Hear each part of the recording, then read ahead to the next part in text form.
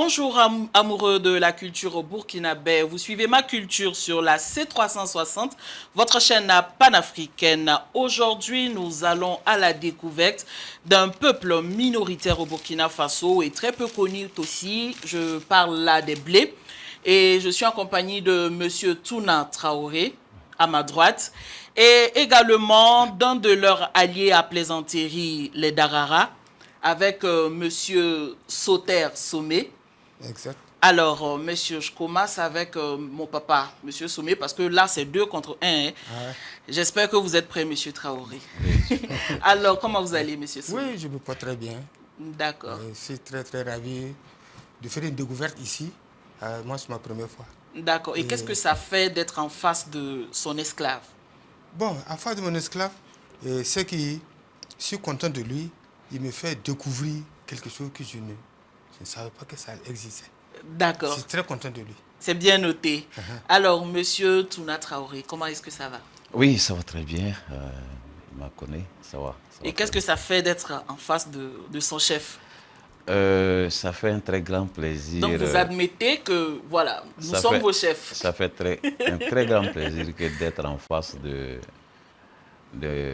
mon chef Koné. Je veux dire, mon petit Koné, qui a fait vraiment l'effort, tous les efforts nécessaires parce qu'il était sur les collines de Gomblora. Je suis allé le chercher hier. Il a fait l'effort d'être là. Et quand il est arrivé à Ouaga, effectivement, il s'est perdu. C'est pourquoi on est venu en retard. Donc, ça, c'est un grand plaisir que de partager le plateau avec lui. Merci à vous en tout cas d'avoir accepté notre invitation.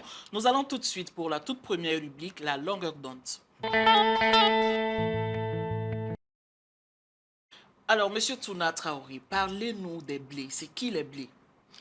Merci, madame. Donc, avant de prendre la parole, permettez-moi de saluer tous les téléspectateurs de votre télé et tout l'honneur aussi de vous remercier pour tout l'honneur que vous faites C'est nous qui vous remercions. pour qu'on puisse vraiment venir s'exprimer sur vos antennes.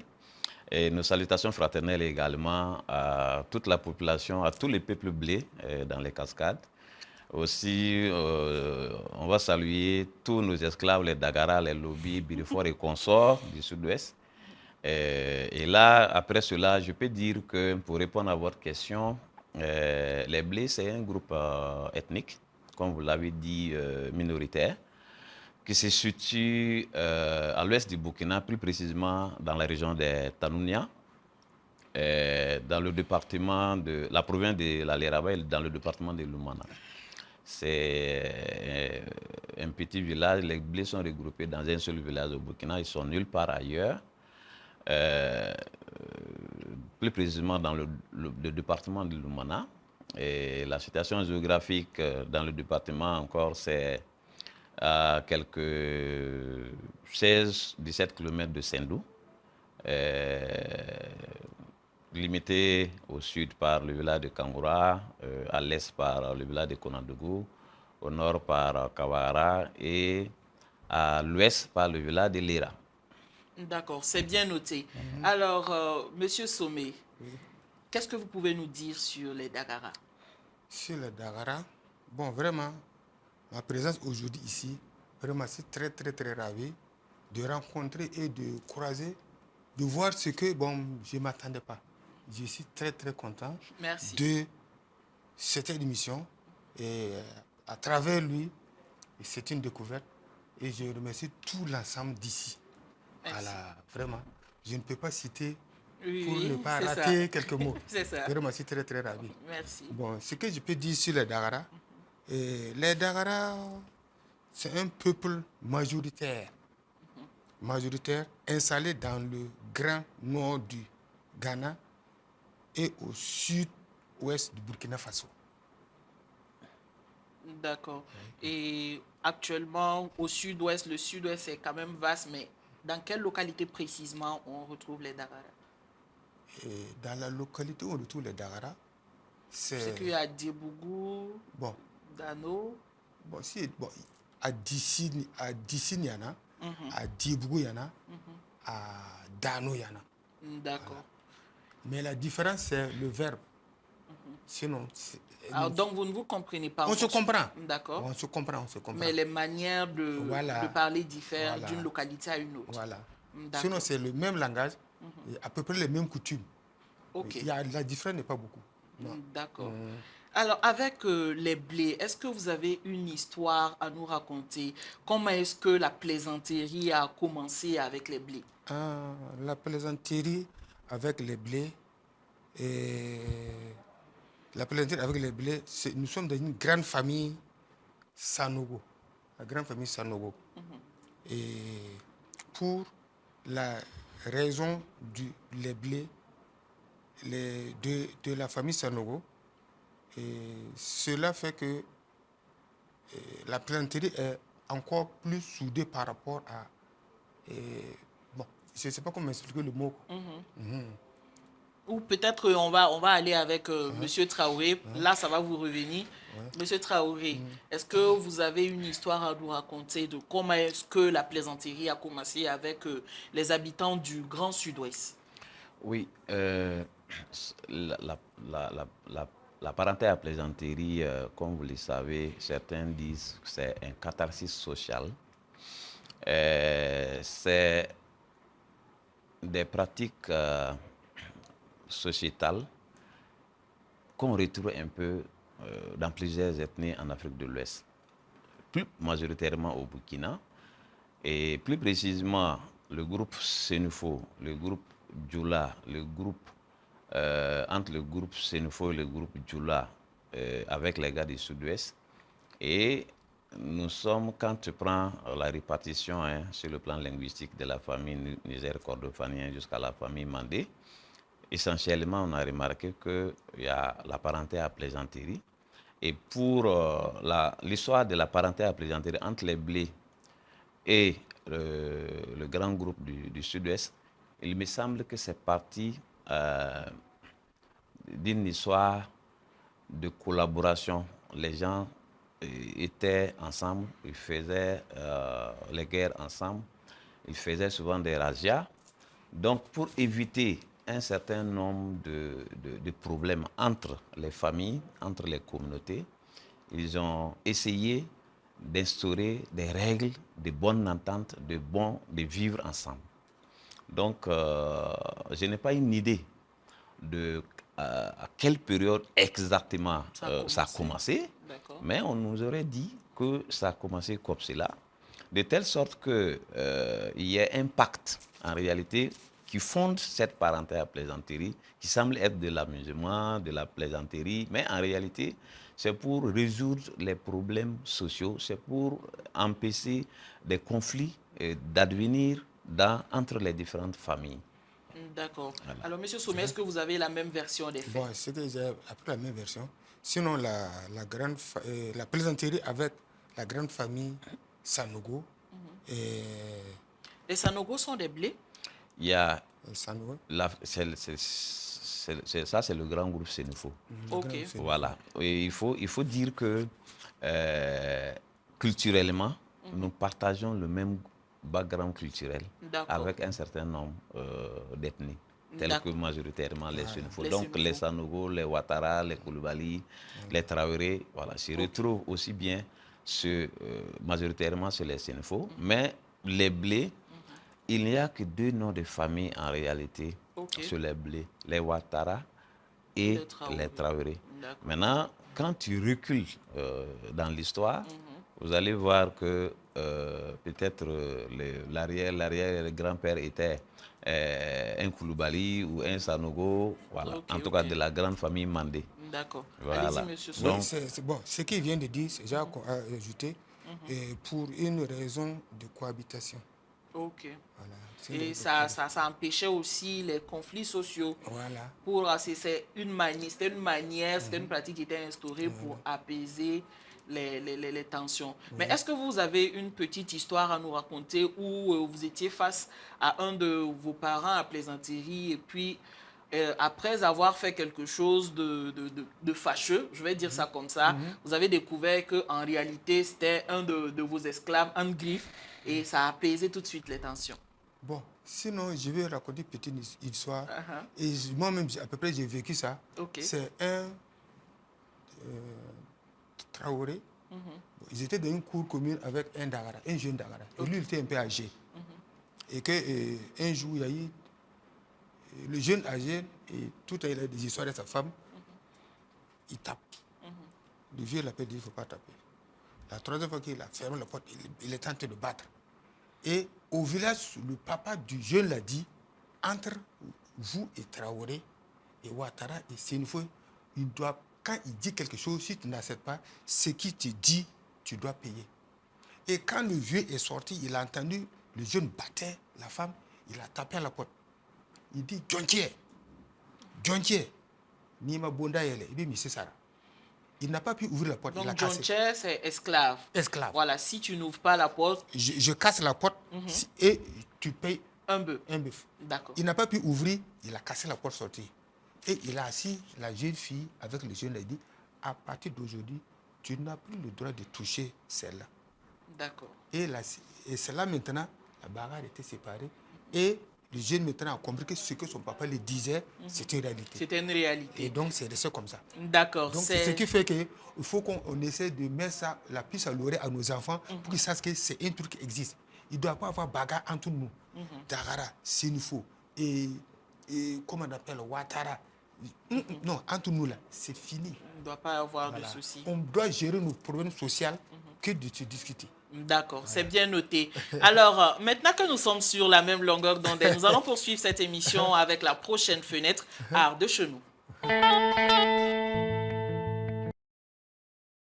Le Burkina Faso regorge de plusieurs pratiques culturelles et c'est d'ailleurs ce qui fait la beauté de la culture burkinabé. Et aujourd'hui, nous allons parler de l'endogamie, une pratique sociale qui consiste à se marier ou avoir des unions uniquement à l'intérieur d'un même groupe. Et nous allons parler de l'endogamie en pays blé. Alors, monsieur Traoré, pour commencer, comment est-ce que vous définissez l'endogamie chez les blés? Merci, madame. Il faut dire, c'est les blés, l'endogamie, c'est le fait effectivement d'épouser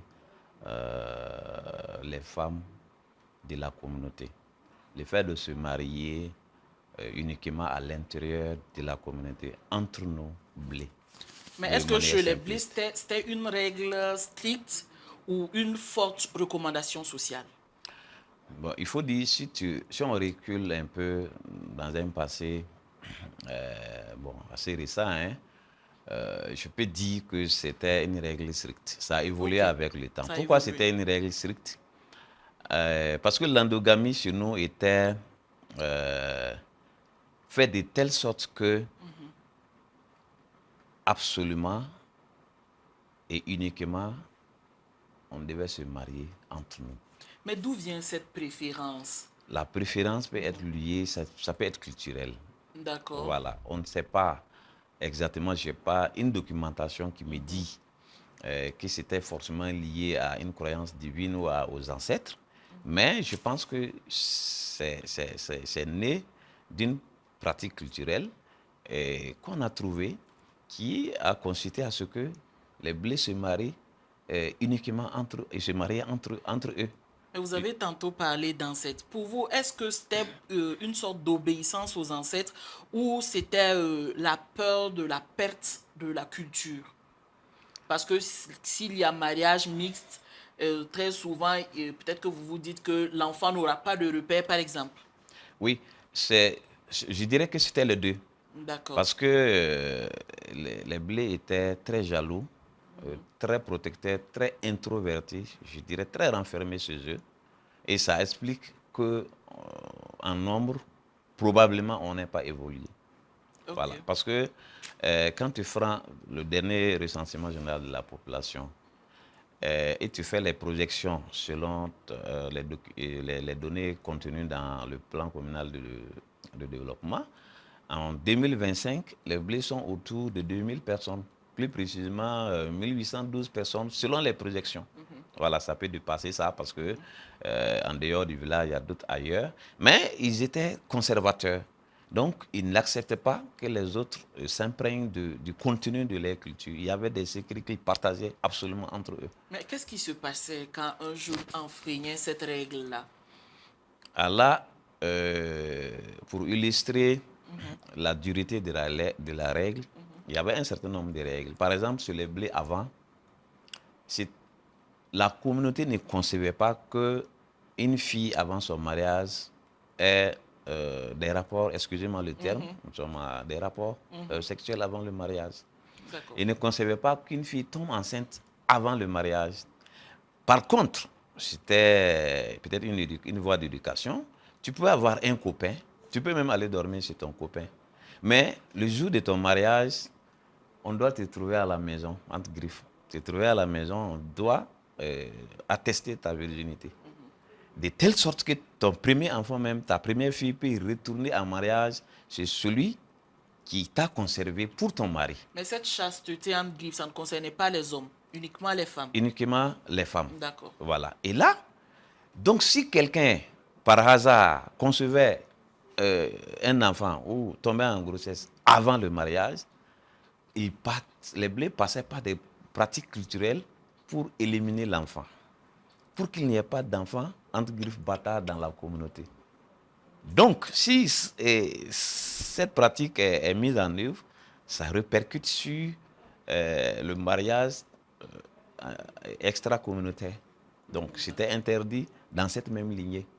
Mais est-ce que selon vous, cette pratique, l'endogamie, est-ce que selon vous, la pratique a des avantages ou avait des avantages d'antan? Oui, ça avait des avantages parce qu'ils ont pu conserver, en tout cas, des secrets sur le plan culturel et cultuel à l'intérieur entre eux et dans les communautés. Mais au jour d'aujourd'hui, c'est une pratique qui est révolue. Même quand je parle de l'élimination systématique des enfants bâtards, c'est jusqu'à dans les années 60-62, lorsque les premiers anciens combattants sont revenus au village. Et ça partit, c'est un fait concret qui est un peu douloureux parce que c'est un ancien combattant qui a conçu effectivement, qui est sorti avec une fille et puis bon, elle est tombée enceinte. On a voulu éliminer l'enfant. Il a dit, si vous tuez mon enfant, vous allez à la gendarmerie à Saint-Loup. Ils ont effectivement tué l'enfant parce que c'était leur pratique absolue. Mais je ne dirais pas tuer, ils ont éliminé l'enfant. Ils ne sont pas des lobbies pour tuer des gens. Alors, donc, mais ils ont été convoqués, les vieilles là ont été convoqués à la gendarmerie. Ils ont séjourné à la gendarmerie. C'est depuis lors qu'ils ont arrêté ça. Donc, au jour d'aujourd'hui, avec l'interculturalité, les échanges avec les populations sénufo, Djoula qui nous entourent, avec l'Internet, bon, nous ne sommes pas sur les collines de Bomblora. Naturellement, nous sommes en phase avec l'évolution technologique. Donc, aujourd'hui, quelqu'un peut rester à Blédougou, échanger avec une de Sendo, une de Banfora ou bien une blanche une américaine. Et puis voilà, s'ils s'entendent, ils vont se marier. Mais est-ce que ça n'a pas eu un impact négatif sur la culture blé? Oui, je suis d'avis avec vous que ça a eu beaucoup d'impact négatif sur le plan culturel. Lorsque une culture ne communique pas avec les autres, elle n'est pas dynamique. Voilà. Et vous savez, en Afrique, les gens transmettaient le savoir sur la base de la confiance extrême ou par secte. Donc, si chez nous, il y a beaucoup de vieux qui sont décédés avec des secrets, comme ça, peut-être que si on était ouvert, on pourrait retrouver les traces de ces pratiques ou bien de ces contenus culturels ailleurs. Ce qui n'est pas le cas. Donc, ça, c'est un des avantages. L'autre avantage, ça, c'est, je me dis, ça joue sur l'évolution du nombre. Aujourd'hui, quand même, si nous devons être les chefs des lobbies d'Agara, mais on devait être plus nombreux. Mais malheureusement, on est minoritaire et probablement même en voie de disparition si rien n'est fait. Donc, je ne vais pas prononcer ça devant mon esclave sommet, mais c'est la triste réalité. On doit être sincère et dire ça pour que on puisse toujours réfléchir à la protection. Mais est-ce que quelque part, au fond profond, je veux dire à Blédougou, dans les profondeurs de Blédougou, il n'y aurait pas des gens qui s'inscrivent toujours dans cette pratique-là? Absolument. Il y a pas, il faut même pas aller loin. Il n'y a pas une rupture complète. Il y a pas l'endogamie.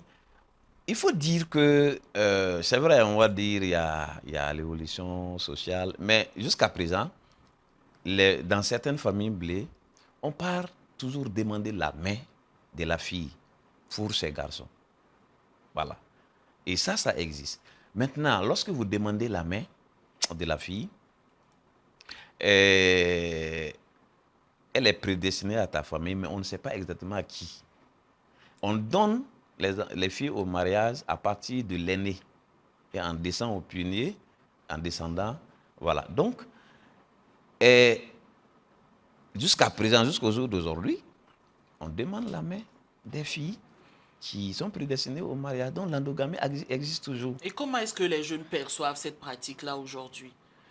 Oui. Est-ce qu'un jeune pourrait accepter d'être contraint à marier une de ses sœurs blées, et où aujourd'hui les jeunes préfèrent eux-mêmes choisir leur conjointe? Il y a deux cas de figure ici. Okay. Voilà. Ceux qui sont restés au village, il faut dire qu'ils sont souvent assez limités. Donc, ils n'ont pas de problème avec ces pratiques. Mais il y a des difficultés, le deuxième aspect, parce que le problème est qu'aujourd'hui, la majorité des filles partent à l'école. Donc, pour être dans ce cas de figure, il faut que l'école ne marche pas, que tu sois au village pour être promis en mariage. Dans le cas contraire, la fille se marie à celui qu'elle a rencontré. Le jeune homme aussi choisit quelqu'un, s'il s'entend avec la fille, il se marie aisément sans problème. Il suffit que les deux familles, effectivement, se rencontrent pour faire le rituel de la dot, qui est la poule avec le dolo. Ce n'est pas dolo d'agara, hein, c'est dolo blé. Le dolo reste le dolo, mais non, c'est Traoré. Donc, et là, le mariage se fait chez nous. Et c'est ça même le mariage. Bon, okay. Maintenant, les autorités ont fait évoluer la pratique. Mais chez nous, on se marie une seule fois dans la vie. Quand tu amènes le dolo et puis la poule, on tue la poule. Si les ancêtres acceptent le mariage, c'est fini. Il n'y a pas de célébration à la mairie, dans la mairie de Bomblora. Non, ça c'est fini. C'est bien noté, Monsieur Traoré. Merci beaucoup pour toutes ces précisions. Nous allons poursuivre cette émission avec la prochaine fenêtre que nous ouvrons, la beauté africaine.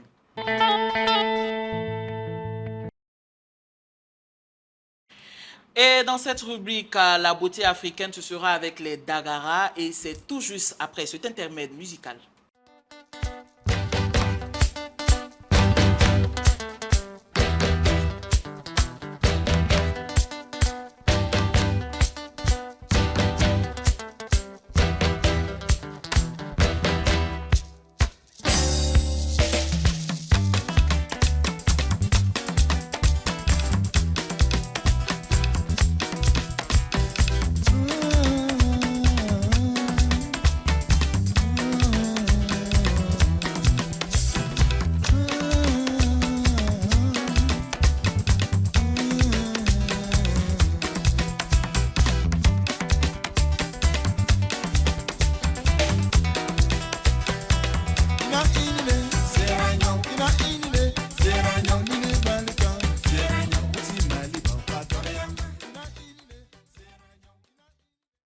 Nous sommes de retour sur ce plateau et nous recevons Sadia Ibriga pour la chronique beauté. Bonjour Sadia. Bonjour Annie. Comment est-ce que ça va? Je vais très bien chez toi. Ça va bien, merci. Les fêtes. Super bien. Ah, bonne et heureuse année à toi. Merci. Bonjour messieurs. Bonjour Sadia.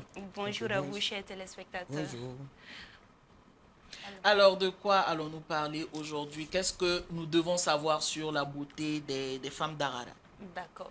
Aujourd'hui, dans la rubrique beauté africaine, nous allons parler d'une coiffure très particulière qu'on observe généralement chez les femmes d'Agara.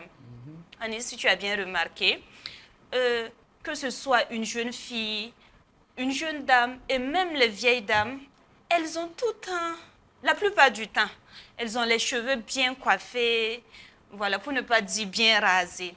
Et c'est d'ailleurs bien beau. Hein. Voilà, Je donc, sais que les gens, ceux de Blédougou, là, quand ils voient une fille qui a les cheveux coupés, ils appellent tout de suite Polé, Darali Polé. Donc, ça veut dire que chez eux, la beauté féminine ne se limite pas qu'aux vêtements ou aux parures.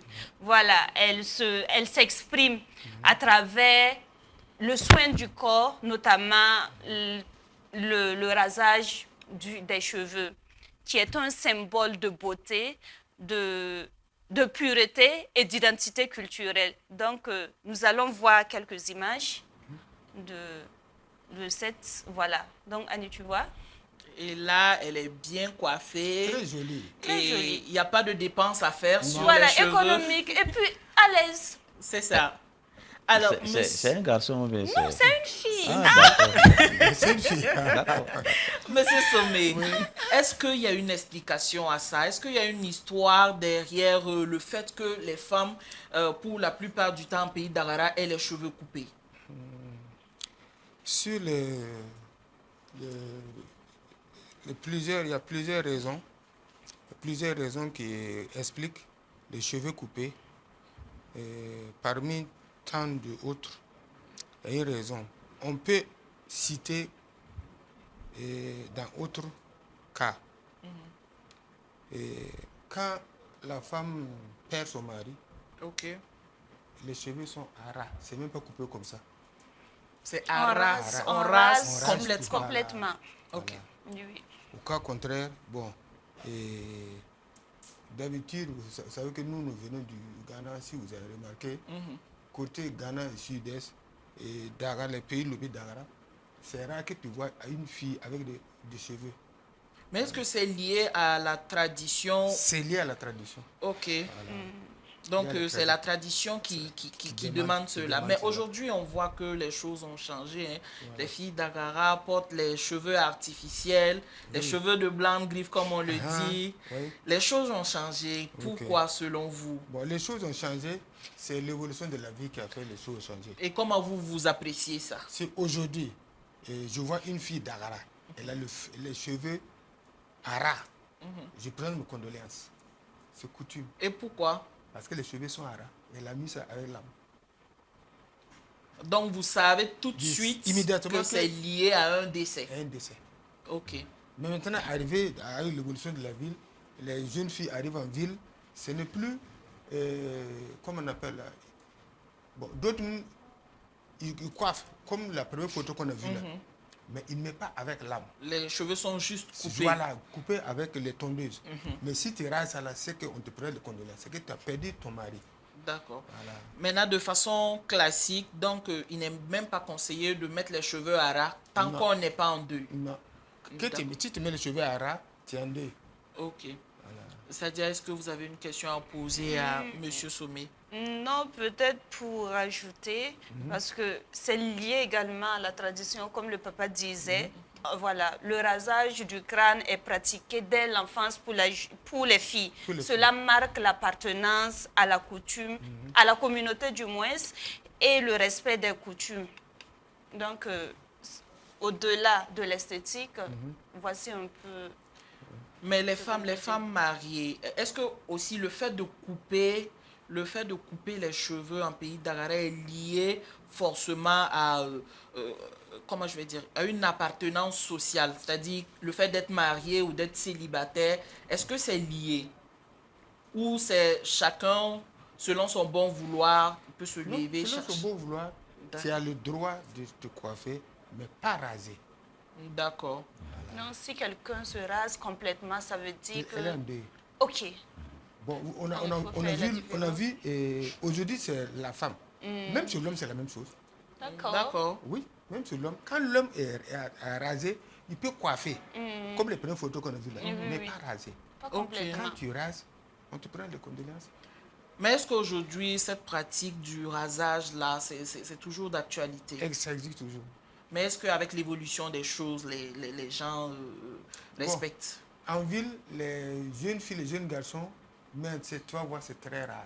Ils ne font pas ça. Mais au village, tu donc vas la pas modernité la a pris... modernité va prendre de l'ampleur. Avec Et ce qu'on est en train de démontrer, ce qu'on est en train de mettre la puce à l'oreille aux jeunes, ça va peut-être maintenant... D'autres ne savent même pas qu'ils ne doivent pas se raser. D'accord. Ah oui, d'autres ne savent même pas.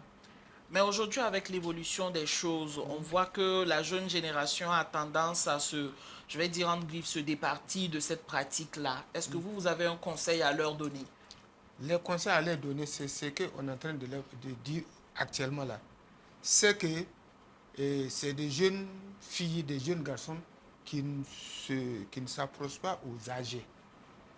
C'est dit, bon, hey, je vais aller au salon me coiffer. Il coiffe correctement comme il veut. Alors que non, c'est des trucs, c'est depuis le temps. Selon la tradition, il y a des règles à suivre. Il y a des règles à suivre. Mais est-ce qu'il y a des dangers? Par exemple, quelqu'un qui ne respecte pas les coutumes et qui passe se raser complètement. Quand il rase complètement, Oui. quand quelqu'un comme moi, je le vois, je l'appelle et je lui dis, ne fais pas ça. Ok. Voilà. Et en D'accord. ce moment, on lui faut porter un bonnet ou une casquette pour que les gens ne remarquent pas. Parce Ne que remarquent quand pas. tu es en deuil, tu ne dois même pas porter casquette. Ok. Pour que les gens sachent que tu es en Que deuil. tu es en deux. Voilà. D'accord, nous sommes quasiment à la fin de l'émission, mais on va rester avec vous, Monsieur Somé. Vous n'êtes pas sans savoir le contexte actuel du Burkina Faso où les autorités appellent les différentes communautés à vivre en parfaite symbiose, en parfaite harmonie. Et vous, en tant que doyen, qu'est-ce que vous avez à donner comme message déjà à l'ensemble des Burkinabés et aussi en particulier à votre communauté pour les appeler à plus de cohésion sociale dans votre langue maternelle, en Dagara? Pardon, tu peux répondre la question un peu? Oui, les autorités appellent les Burkinabés, l'ensemble des Burkinabés à vivre ensemble, à être plus, voilà, à cultiver cette culture de cohésion sociale-là. Vous, en tant que doyen, est-ce que vous avez un message à l'endroit déjà de la communauté d'Agara et de façon générale à l'endroit de tous les Burkinabés pour les appeler à plus de cohésion sociale? Bon, je n'ai dit papa n'a été tout le temps, tu m'es à Dieu, tu pourrais venir. Où le sommet sous et toi, tu es un cas, il y a ce là, il y a où les génies, tu dis, non, mais tu pourrais nous aller et où l'être bibi, à te yébili, à te savoir, mais où tu n'as, et tu me cas où l'être yébili, et bien, me dé à soir où tu me tiens à boire, et tu y a ce là, où l'état, où est ta ya. Quand tu as l'eau pour moi, pas l'eau pour un après minute tout. À la si on est à hier sorta, rien n'est bien bon, tu as te ton damné non mais n'amus au bec à damné. Tu gèles pour un zèle à ton qui a un kirin ou li soron na kirina. Tu qu'un pas un baro et qu'un kirina à ton le et zèle à ton dim et enfant. Tu as enfant à ton te gazi ben à tu auras tes zèle. Ati tenganju ati kwemen yerana ati sankumne yerana a pour Dieu pour na catholique pour na musulman pour na hala ko boru na bi yer donc alana ti ati yebli ati ye bere ati bili ti nyokota e chankire ni asoria et pour des élèves ati on gagne baro. D'accord. Merci bien, Monsieur Somé. Monsieur Traoré va se prêter au même exercice. D'accord. Bon, kolko mi maka nto jalan tora mbili jalan fi jamana ya kone gbele fi mi Burkina kun sultana mi so jamana do bu kalma dege mi so jamana do bu kalma un sena jalan ka an fara nyuma an nyu boloso an blito fursu so nyu furne donc an bendulma so soto da dula mbo sota dole an bena nyu furu pour que jalsara takna jaldaran baraka ja chokoma jaldaran yana takna chokoma ya belto ko doma ambu she weranu mi sini jalasi na ana nseni ka in bolo farma imbu she werande she we dire mbu duluku mbu Burkina dran duluku sutana mi Burkina na faranyuma kuku kunde comme fagamana ye esa baraka so kudo ana kesiri pour que Ghana daga bo a bolo suru bo a meta suru bo a dugo suru ku kemma kudo krowa dugorewa e borna ana pour que Burkina nyasma ji imbu ni bolo blenyo en yama donc gouvernement te kala mide ayana sabu bli jalanu pour kan sa kolko ke télévision sa ato tibe bla gouvernement na tibe bla gouvernement na jalambu fara gouvernement ma en jamana bo beledu. Merci bien, Monsieur Traoré. Et c'est la fin de ma culture d'aujourd'hui. C'est la fin de ma culture de cette semaine. Merci de l'avoir suivi. On se donne rendez-vous très prochainement avec de nouvelles ethnies. Au revoir.